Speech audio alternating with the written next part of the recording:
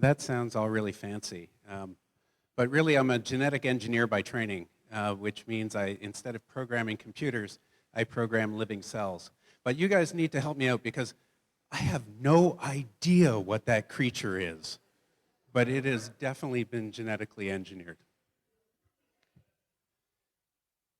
So here's the thing. Most of my work has been in cancer. Cancer is a genetic disease. It's basically a cell that's become corrupted. I really hate cancer. About 1 in 3 of us will get diagnosed with the disease. Chances are you know someone already that is dealing with cancer in your family. I want cancer to go away. Right now, the way we treat it is kind of a really blunt approach. It's carpet bombing. We basically kill most of the fast-growing cells in your body. But a lot of your normal cells are fast-growing. It's not a really selective approach. There are better medicines, but they're not perfect, and they're really, really expensive. Today, one cancer drug can cost over $120,000 a year. Just one drug. That's no other medical care. That's no other surgery. This is simply unsustainable. This is also, the treatments aren't universally robust. They don't always work. This is why Angelina Jolie had to do a prophylactic mastectomy. This is why we lost Steve Jobs, even though he's rich and brilliant, and why we recently lost David Bowie. It just doesn't work. Things need to change. So this is my favorite little way to fight cancer. It's a virus.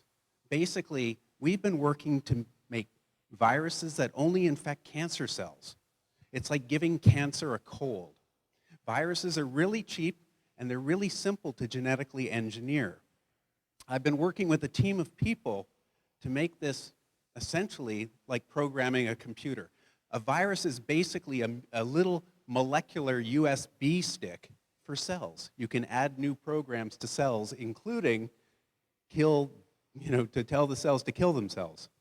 We've developed special tools so that you can actually see the things that you're trying to program. I don't know if this will run, it doesn't show up very well, but this actually gives you molecular control over the design of the virus, right down to the atomic elements in the actual organism.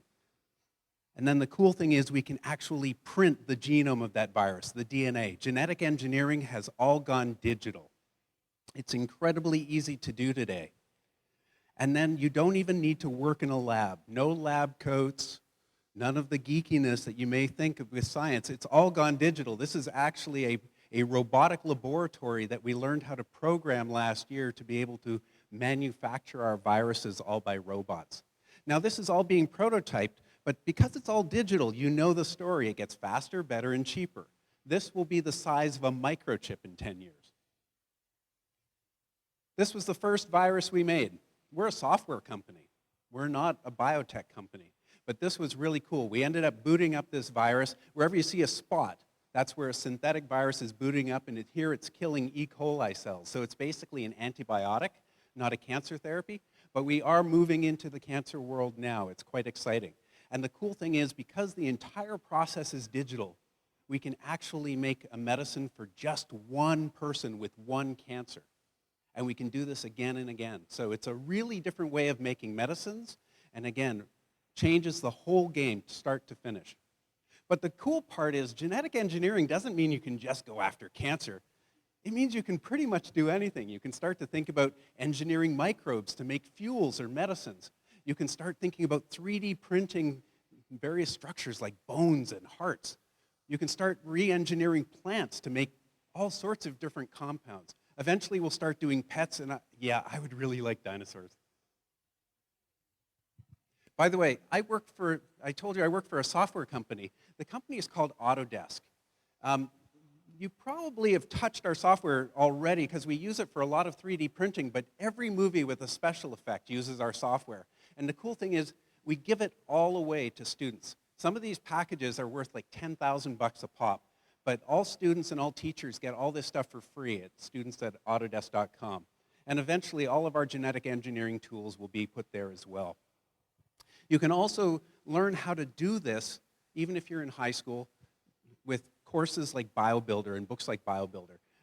All this stuff is like computer programming. So if you've ever programmed a computer, you can do genetic engineering as well. This is from a program called iGEM, International Genetically Engineered Machines. It's based out of Boston. These are teams of students from around the world that do this type of engineering. It's all open source. All the information is shared. About 2,500 students a year go through this program now, and about 25,000 have gone through in the last 10 years. So just to finish up, silicon computing, really cool, but carbon computing is the future. I hope you learn a little bit about it and participate. Maybe you'll be the one that ends up curing cancer. Thank you.